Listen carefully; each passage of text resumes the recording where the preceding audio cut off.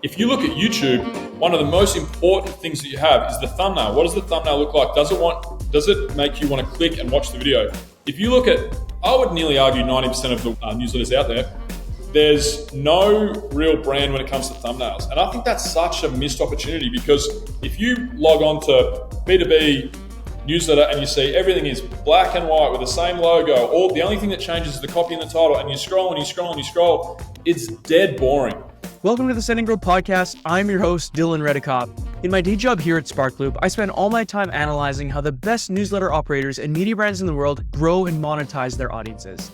I get a behind-the-scenes look at how they're growing their newsletters and driving revenue every day. And there is so much to learn from their success and from their mistakes. And with this podcast, you get that access too. Every week I sit down with a different guest, from industry experts to successful operators, and we go deep on the stuff that you need to know about so you can become really effective at growing and monetizing your newsletter. I'm excited to introduce you to Bill Kerr on today's podcast. Bill writes Open Source CEO, a newsletter helping founders, investors, and leaders in tech outperform their competition with deep dives on CEOs like Melanie Perkins of Canva, all the way to interviews with startup leaders like Tony Jamis. What makes Bill's story fascinating is the fact he's a CEO himself.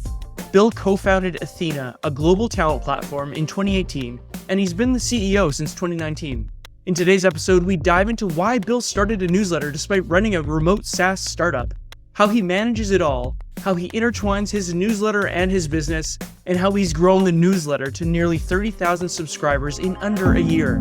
Bill, thanks for joining me today. I'm really excited to chat about your journey from CEO to now newsletter publisher. But first, can you share a brief history about yourself and how you got here? Well, thanks for having me, Dylan. Pleased to be here. Big SparkLoop fan. So a little bit about myself. I'm a two-time founder, pretty non-typical. Started investing in real estate really young. Then I traveled the world I was sick for a year there, had a kind of health scare when I was about 22, 23.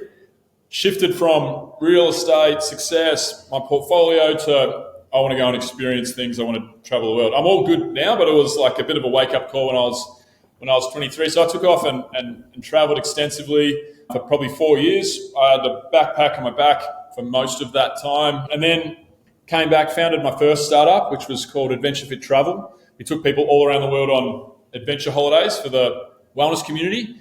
Didn't make any money, but great brand, great experience, learnt a lot. That led into Athena, which is what I do now. So Athena is a talent platform.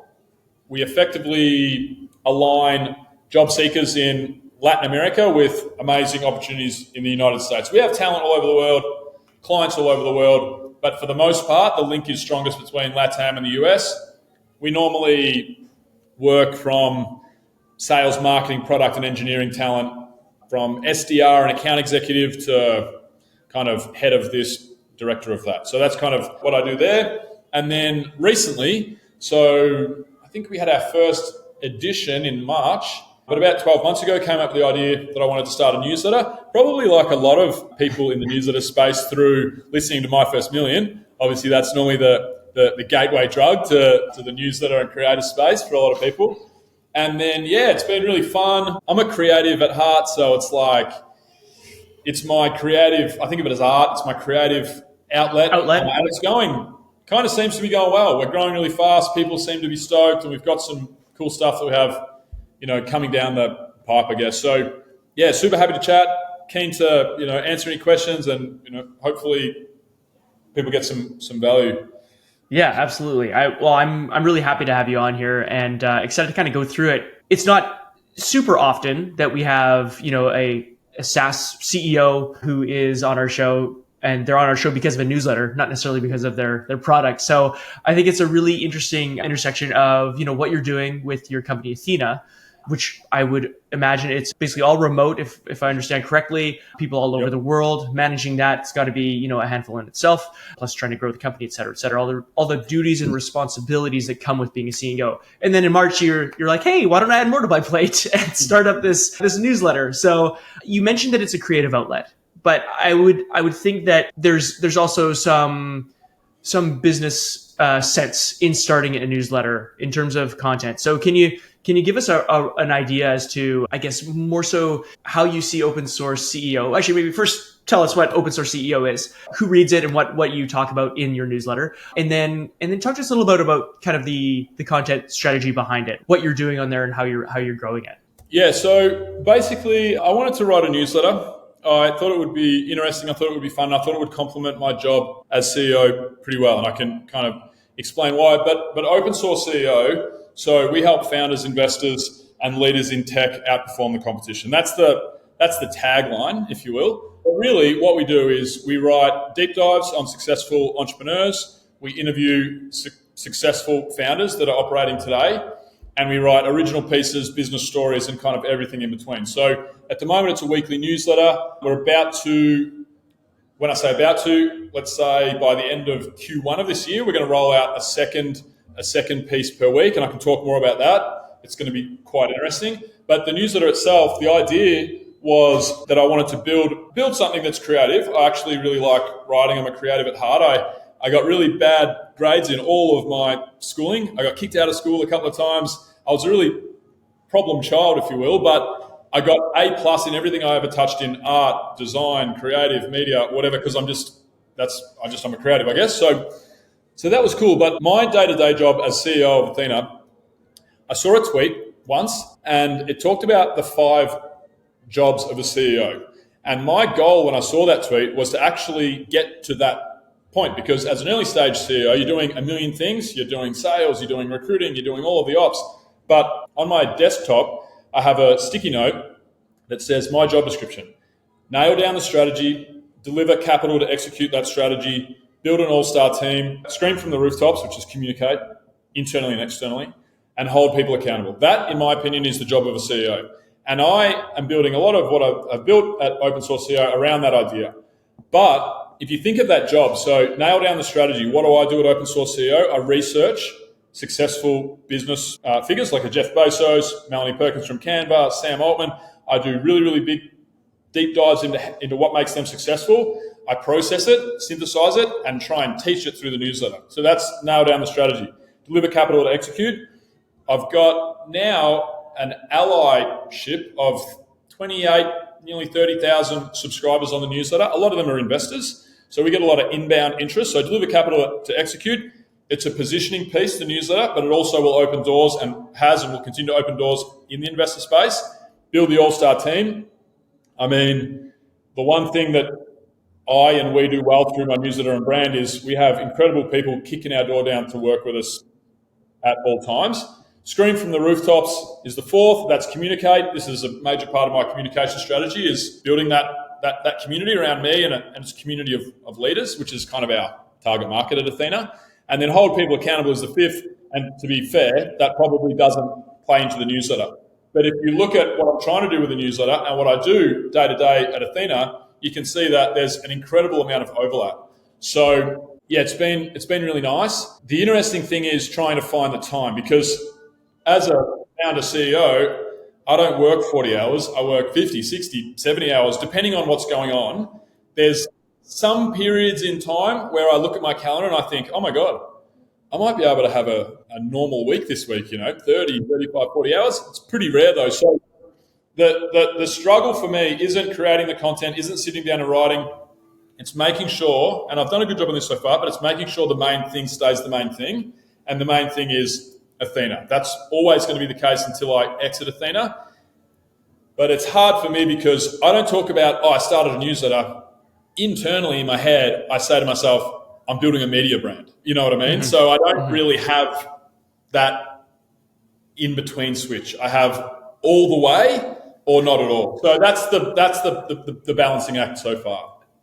And in terms of a media brand, in your head, is the media brand an Athena media brand? Or is it kind of two separate entities that work well together? No, so it's funny. So how it works is Athena, we incorporated Athena through Stripe Atlas. Athena is Athena Inc., C Corp in Delaware.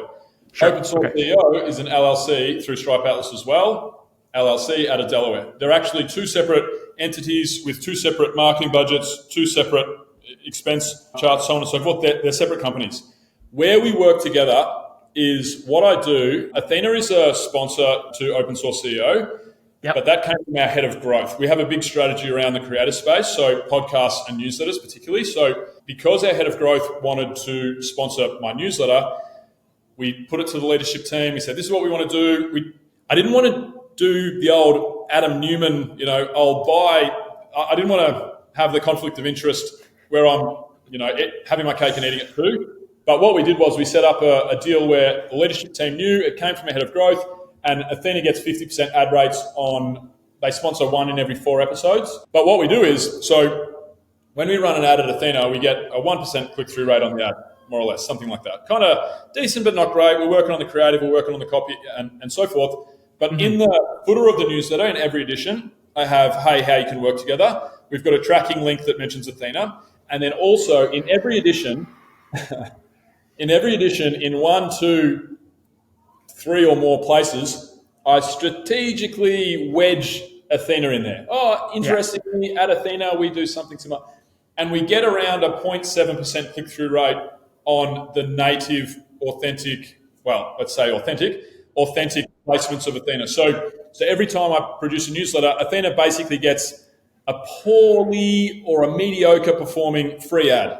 So the two entities are quite separate, but we have plans to build Athena's newsletter side, but the media brand of Open Source CEO is the media brand of Open Source CEO.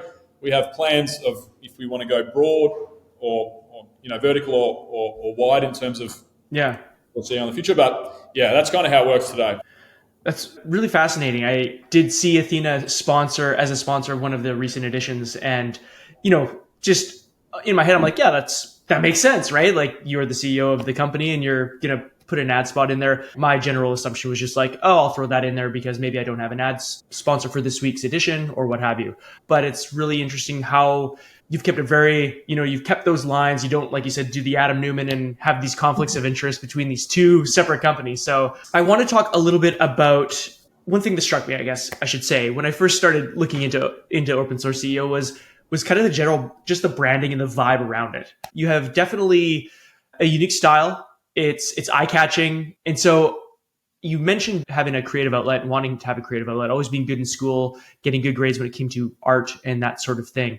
So talk to me a little bit about your process. I know you outlined this a little bit in a recent post, but talk to me about your process of like how you got from, point A to where you are now with branding, and why. Because I think a lot of people read newsletters these days, and when they're well done, they stand out because as we see more and more newsletters out there, they're more and more almost just like basic article, blasé, bland, and boring. So talk to me about your idea around design, your beliefs, your feelings around that, and why you've done the way you've done it. Yeah. So have you ever heard of the term pattern interrupt?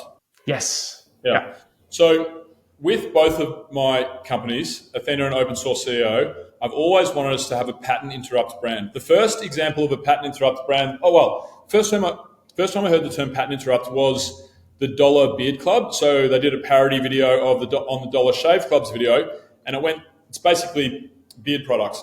And it was such a funny video, and it went so viral that I remember sitting in a webinar 10 years ago maybe with the founder, and they sold $4 million worth of inventory, broke their website, broke their operations, their funnel, what have you, from this one viral video. And I heard the term pattern interrupt. And a pattern interrupt, for those that haven't heard the term, is scrolling through your feed and something breaks your pattern. It's in your face and you're like, oh my God, what is that? You initially, you want to learn more because you're drawn in by whatever it is, whether it's the brand, whether it's a video, whether it's a piece of copy. It's basically taking somebody who was seeing everything that is all the same through all the media that we consume and grabbing their attention. So I've always wanted to have pattern interrupts as brands. Athena is quite a pattern interrupt. The brief for Athena, we have this psychedelic look with Greek god statues and so forth on the website. And the brief was the Greek gods in the sky and the clouds on acid. That was the brief. It was actually, we had a small mood board that we gave to a designer that we really trusted. He's now actually works full-time with us. And we said, that's the brief, the Greek gods in the sky and the clouds on acid. When it comes to Open Source CEO, we coined the term dirtbag chic. That's what the brand look and feel is. And why we kind of did it, so we've got a really great creative team at Athena, and they were helping me with some stuff. Hey, Marcia, do you think you can take a look at what I'm building here? Hey, maybe we could add some of your illustrations. And I was using external help to kind of build the initial brand of open source CEO, and it became really cumbersome. So what I did was I thought, okay, I'm going to give myself 2 minutes and I'm going to try and create a brand on Canva. And that's what I did. So we have a very loud brand, a very in-your-face brand, but it's also a pattern interrupt. It's supposed to look dumb, it's supposed to look silly, but it's also kind of cool. It looks nice. It grabs your attention. So totally. What I was thinking also with the brand is, if you go on, and I won't mention some of the newsletters, but I've got a lot of great creator friends, and some of their newsletters are phenomenal, and we give each other feedback on all elements of what we're doing as creators. And some of the feedback I've given a couple of my creator friends, and I see it just across the space at large, is there is no brand when it comes to landing on someone's, ConvertKit or like website on ConvertKit, Substack, Beehive, whatever it is. There's no brand. So if you look at YouTube, one of the most important things that you have is the thumbnail. What does the thumbnail look like? Does it make you want to click and watch the video? If you look at, I would nearly argue 90% of the newsletters out there, maybe not 90%, but let's say 60%, there's no real brand when it comes to thumbnails. And I think that's such a missed opportunity, because if you log on to B2B newsletter and you see everything is black and white with the same logo, or the only thing that changes is the copy and the title, and you scroll and you scroll and you scroll, it's dead boring. So I wanted to make sure that we weren't that. And then when you actually click through the newsletter, I try and keep it fresh and silly and a little bit unique. I've got a bit of a relationship, kind of like a creator buddy with Hauk from Hauk's News. I did a guest piece with Hauk, and I basically wrote it, and then he kind of tweaked it and we published it. And my first draft, he was like, "No, there's too much fluff. This shouldn't be in here, whatever." And I realized that we write totally differently. He writes very much like Lenny, where there is not one extra word that need be in the piece for value's sake. He's optimizing for value. I'm kind of more like Packy McCormack. I like to think like not boring, where there's value in there, but I optimize for probably entertainment with value, mixed in the middle. So I've tried to be different. I've tried to make it entertaining. I've tried to make it stand out. I've tried to make it a pattern interrupt. And I think it's going well. So we've talked about branding. I think you've been doing a great job on it. Because, I just visually, I could tell, I could see that it's good. The writing's well done. It's not just extracting value out of every piece of word. There's more personality behind it, dare I say, which is maybe needed in the space. I guess you've now grown, like you just referenced a little while ago, the newsletter to 28 to 30,000 subscribers. And so I'd say that also is some pretty, strong indications that since March of 2023, so less than a year from when we're recording this, 9 months ago or so, you've grown pretty substantially. So I'd say, yes, I think the branding is working, but I'd love to talk through a little bit about your growth. Again, referencing your year in review post, you kind of mentioned it's kind of a pretty boring trajectory for growth. But for those who haven't read that article and maybe don't understand as much, they're CEOs of a company maybe, but they want to start a newsletter. Talk about sort of what your mindset was and how you went through your stages of growth from 0 to 250 subscribers, then up to 1K to 10K, etc. Well, I actually have had a newsletter for 9 months, and I also had 2 podcasts in the past. One for a couple of years, and one we did 10 or 20 shows with Athena. We may pick it up in the future, what have you. But I've grown a podcast. I had no social audience. This is 10 or 12 years ago. From 0 listens to 20,000 a month in 12 months. We grew 22% a month for a year, and then we kind of got inconsistent and we just fell off and what have you. But I've grown a podcast and attempted a second podcast to grow, and I've grown a newsletter. I find newsletter growth, incredibly easy. And it's not, or simple. Okay, I keep hearing the phrase, simple, not easy. That's probably a better phrase. Yeah. So the way that I grew the newsletter initially was, I've got a little bit of a social profile on LinkedIn. So I just reached out to my network. First step is, hey, I'm launching a newsletter. It's going to be for founders, investors, and leaders in tech. We want to help you outperform the competition. Here's the sign-up page. So I probably got to 400 or 500 before I published an edition. My buddy, Tom Elder from Strategy Breakdowns, he worked strategy at Atlassian, and now he's just gone full-time as a creator. Tom, he's such a good writer. Tom had 5,000 or 6,000 subs in 3 months before he actually published his first edition. Incredible. So that's a pretty interesting way to go about it. I didn't really build the audience before writing the first newsletter. Tom did. He had 5,000 or 6,000. So it was incredible. But I got 500 from the initial post. Then I started doing a little bit of hustling. So I would reach out to people who were in my network, people that were founders, people that I thought would be high value readers. So for us, it's great to have 100 people sign up in a day, but it's much better if they're 10 people that are Series C CEOs, you know what I mean? So quality of the reader rather than quantity of the reader. And with some of the channels that I'll talk about in a moment, we have a survey, so we can see where people are coming from, what their job title is and so forth, but we can't control it as much. So I did a lot of grunt work. In the early days, I reached out to a lot of people that were in my network. I probably got it to 1,000 doing, the launch and then a little bit of grunt work from my network. It's basically the same trajectory as you see in any blog about how do you get from 0 to 10,000 subscribers. The next stage, I ran a few ads. I've got a fair bit of experience with Facebook with Facebook ads in the past, but Twitter's the exact same. The back end's a little bit clunkier, but basically, very similar. So ran a few ads. Then I stumbled upon Beehive's Boost Network and SparkLoop. I actually prefer SparkLoop. I'm a big fan of Beehive. ESP is Beehive, but I prefer SparkLoop for growth. It's phenomenal. And we're not paying you to say that, right? Nope. But I will now ask for it after you go. Sounds good. Your check's on the way. But SparkLoop was great. So we played around with Facebook and Twitter ads, but there's a fair bit of legwork to have social campaigns working. So when it comes to SparkLoop and Beehive Boost, it's kind of growth on autopilot. So I have a really nice brand, and I think the content resonates with people. People like it. So a lot of my favorite creators inside of the network all applied to boost my newsletter.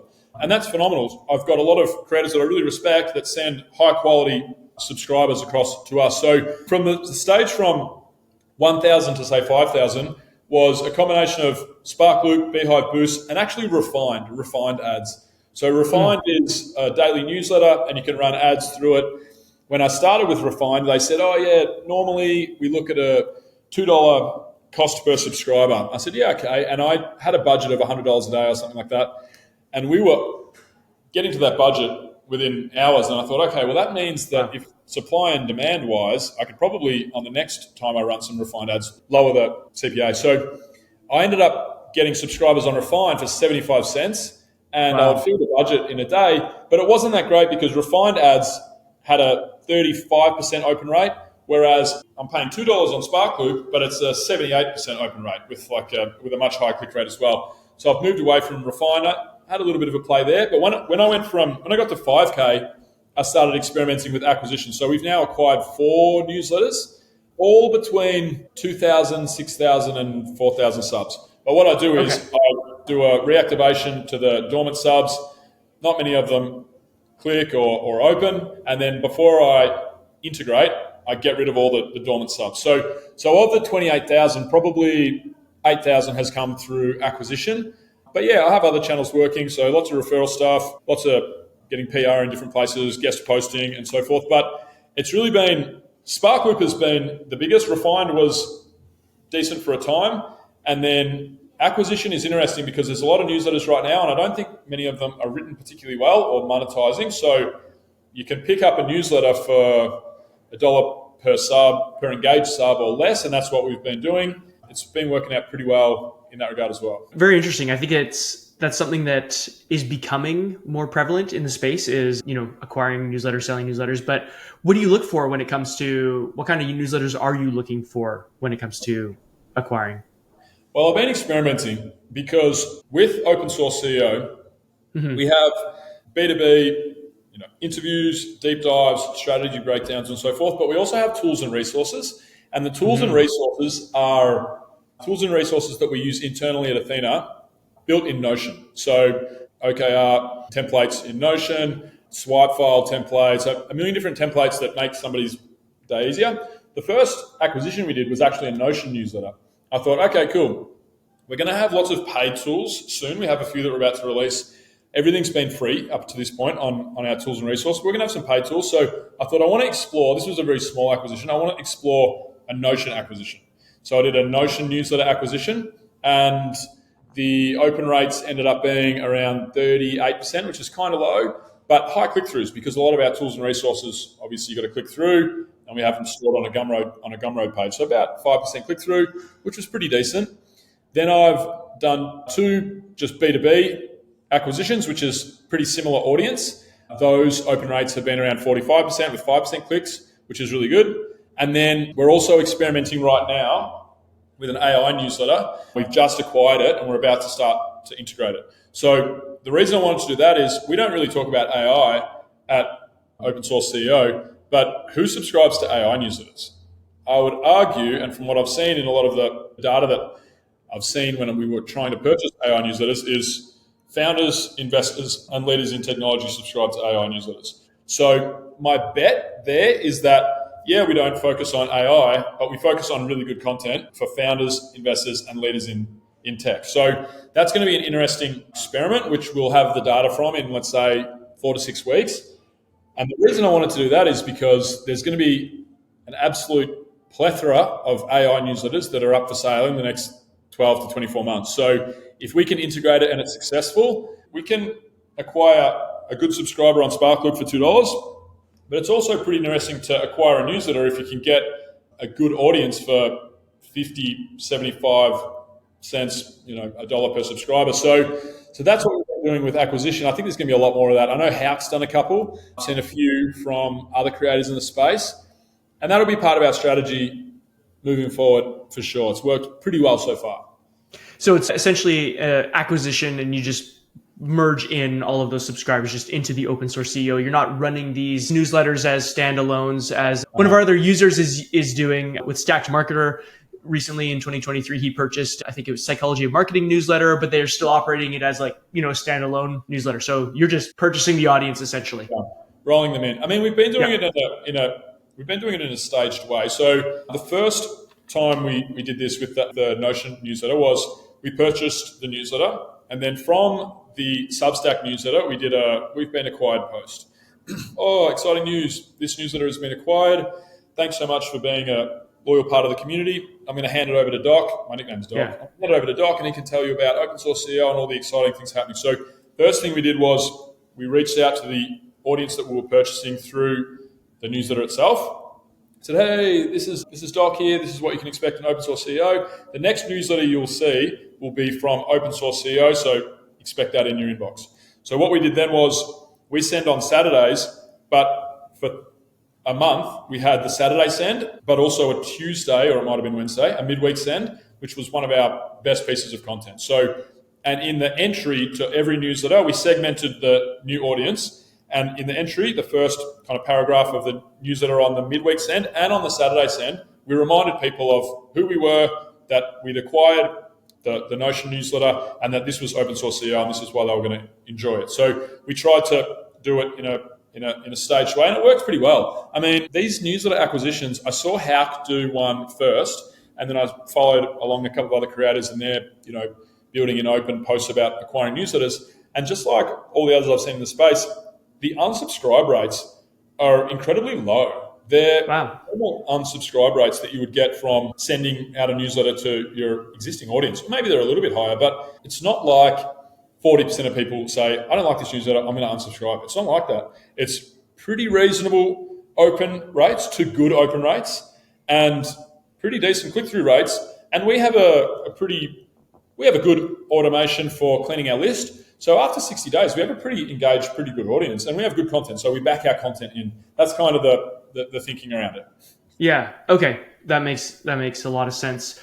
Thanks for sharing that, by the way. I had no idea that was part of your strategy. So that's a really interesting nugget. And I want to quickly ask you, what is the big picture for, you mentioned, I'm running a media business, kind of go big or go home with Open Source CEO, but you do have these two businesses. What is the big picture for Open Source CEO? Where do you see that going? Like, what is the end game for you? Yeah, well, there definitely isn't an end game, because I expect that I'll be the CEO of Athena for some time to come. It might be 3 years, it might be 10 years, it might be 20 years. I don't really know, but that's my main gig. But I expect this to be my passion project, or once I do eventually leave Athena, whether it's, I replace myself, whether it's via exit, I expect this to be, what I do. I really, really enjoy it. I've never had writer's block. I've never sat at the keyboard and thought, what am I going to write about today? I sit down and I'm like, oh my God, I can't believe I get to just sit and write about Jeff Bezos, for example. I'm releasing a Bezos edition this weekend. It's awesome. So there's not an end state. yet anyway. All the revenue that we made through open source CEO, I've not touched any of it, just goes straight back into growth. And I mean, I don't have a high salary at Athena. I pay myself the average rate for a founder doing our revenue at our stage and so on and so forth. So I don't have a crazy salary, but I have a salary that I live off, and I don't need any money from open source CEO. So my plan is to be the Lenny of leadership, really. So if you look at Lenny's content is product and growth, really, strategy, product, growth, and strategy. But it's kind of more in those domains, and that's really applicable to a leader in tech. But I plan to be the Lenny of leadership. What I want to improve with the newsletter in 2024 is I always use the two analogies of Lenny's newsletter, and Packy McCormack, not boring. So Packy's probably one of the 2 or 3 newsletters that I star in my inbox every time I receive one, and I make sure I read it because I just love the way he writes. I'm more towards Packy's side, which is entertainment with value, whereas Lenny is straight value.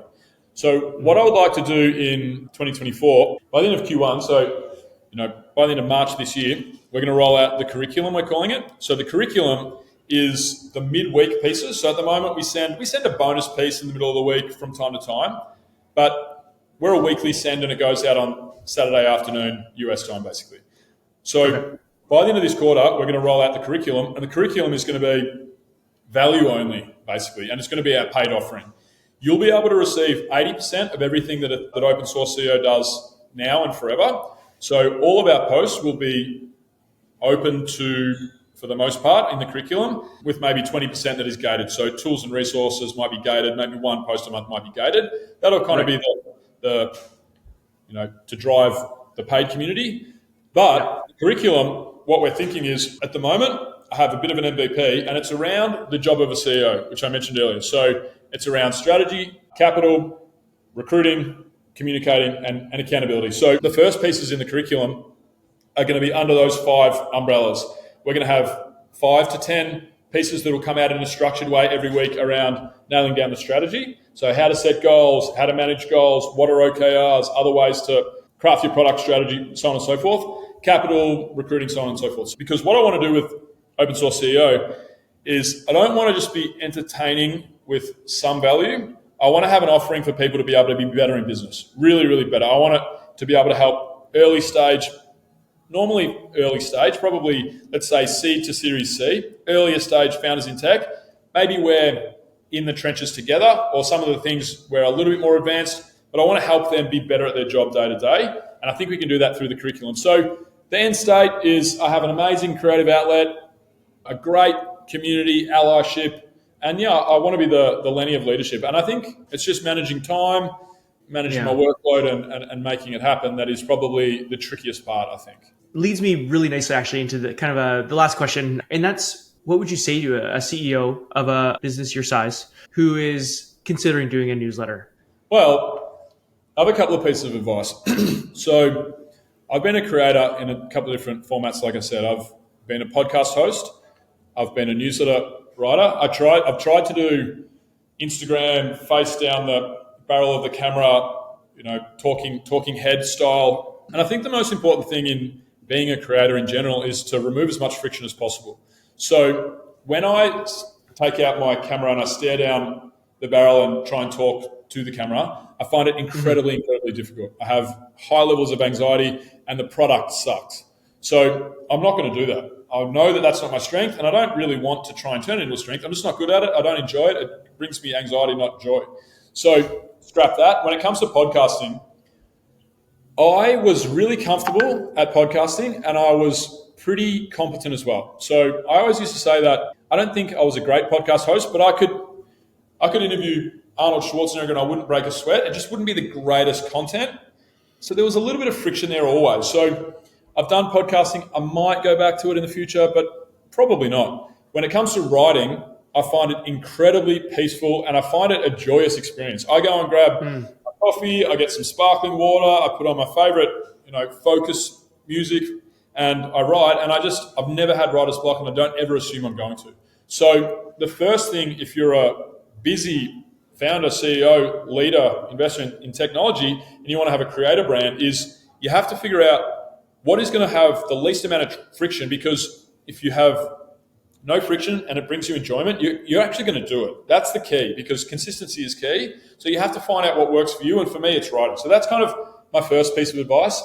My second piece of advice would be that you don't have to do it all yourself. We have two main formats with Open Source CEO today. First is an interview piece, and the second is a deep dive. And the two are wildly different in the investment that I need to make time-wise to make the piece happen. So, for example, if we're doing an interview with a Series B founder, I have a number of questions that are my template questions in a Notion doc, and then I'll tailor maybe 3 to 5 questions depending on their industry, their experience, what I think will be most interesting, and I send it to them in a Notion doc. They write the answers, and then we have a couple of sets of revisions, and that's it. That's a very, very low lift for me. So if I'm doing an interview piece, even if I'm creating some automations, I'm building a few new segments, I'm improving this, that, or whatever of the newsletter, I'm probably only spending 3 or 4 hours a week on the newsletter when I'm doing an interview piece. When I'm doing a deep dive piece, it's very different. I've had deep dive pieces, that have taken me 12, 16 hours. And it's normally, I'm going to do this on Friday afternoon. Then I'm going super late into Friday night.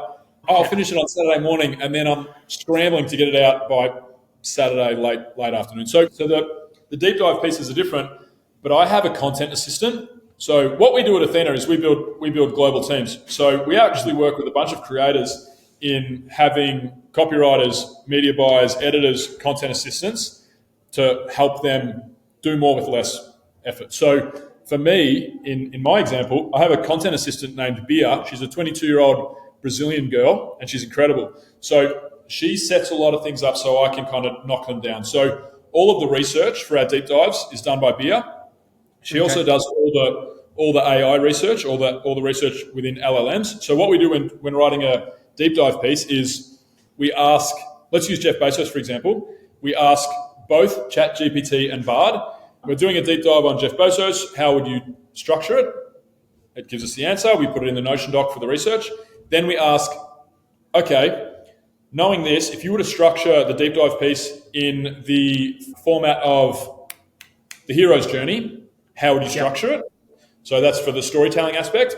If you are optimizing for learnings, how would you structure it? And what are the most interesting pieces of information on why Jeff Bezos is successful? So we do LLM research, and then Bia synthesizes that and creates a bit of an outline that I can kind of run with. And I look at the research, I look at the prep, so forth, and then but all of the heavy lifting, assets, creative assets, research for different blog pieces, quotes that have been pulled out, it's all done by my content assistant. So although I say that I do only a few hours per week, there's a lot more work that actually goes into it. I just don't do that work. So I would recommend that anybody that is building a creative brand or wants to launch a podcast, launch a YouTube channel, launch a newsletter, is to find what actually works for you and has the least amount of friction, and then to figure out how you can do the valuable stuff that you enjoy and none of the grunt work. For the podcast that we had, I used to record the podcast, I would put it in a Google file, and then I would never think about it again. Our team would turn it into a YouTube full piece, 3 pieces for the Clips channel, 2 Instagram stories, 2 for the Instagram feed, show notes, and so on. It would all happen like magic. And they would do the talent booking as well. So get help, figure out who on your marketing team, on your communications team can actually do the grunt work. And my third piece of advice would be just start, because mean, everything is going to suck at the start. If your content sucks, no one's going to read it. So it's a free hit, and you'll get better over time. I'm a much better writer than I was 9 months ago, and I'll be a much better writer again in another 9 months from now. So that would be my piece of advice. I think we're going to see a lot more of this CEO, founder, executive, investor brands in the future, and I think it's great, really. I think it's great. And just lastly, how have you felt the impact with Athena since you started Open Source CEO? Yeah, it's awesome. The team really love it. Every time I release a piece, our leaders, our individual contributors, people reach out, oh man, that was super interesting, super awesome. But it's also created a really steady pipeline of lead flow as well. So it's actually really funny because we have the ads that we run in the newsletter, and they have a form. People land on the form and put in their details. And we haven't had so many people fill out the form, and we've had much less than we would have assumed. But my pipeline of my network has exploded. So because people feel like they know me because I have a bit of a brand on LinkedIn and I write the newsletter. So I get people reaching out to me all day, every day in my DMs. Hey, Doc, we're looking for a media buyer. We're looking for a content assistant like we've heard you talk about. We're looking for a SDR, an account executive or a developer or whatever.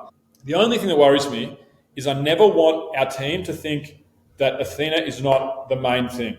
That is one thing that I'm conscious of. I think it's everything about open source SEO is positive and additive to Athena.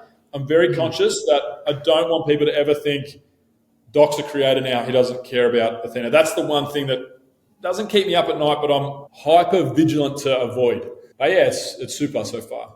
That's awesome. Well, I appreciate you sharing all that. There's a lot to synthesize and that I'm looking forward to break down when we review this podcast and publish it. So a lot of great nuggets you share with us, Bill. Can you share where people can find you on social media, follow along, and where they can subscribe to your newsletter? So, I'm not super active on Twitter, but you can find me on Twitter. LinkedIn is where I do most of my social stuff, I guess. You can just search me on LinkedIn, you'll find me, no doubt. Athena is my startup. It's Athena with a Y, Athyna.com. So if anyone's looking for talent of any sort, sales, marketing, product, or engineering, we're a pretty good fit, especially in the creator space. We have a lot of creators that we work with, like I said, to help them continue doing the fun part rather than the grunt work. And then, my newsletter is opensourceceo.com. Amazing. Thank you, Bill, for stopping by and hanging out with us for a bit. Looking forward to seeing what you do in the future, and all the best in 2024. Cheers, Dylan. Keep up the good work at SparkLoop HQ. Big fan. Thank you. We will. Thanks for checking out this episode of the Send and Grow podcast. If you enjoyed it, please like and subscribe to show your support. And we'd love to hear your feedback, so drop a comment below letting us know your number one takeaway, or share with us who you think we should interview next. All of the links for the show are available in the description below. Thank you so much for your support, and we'll see you next time.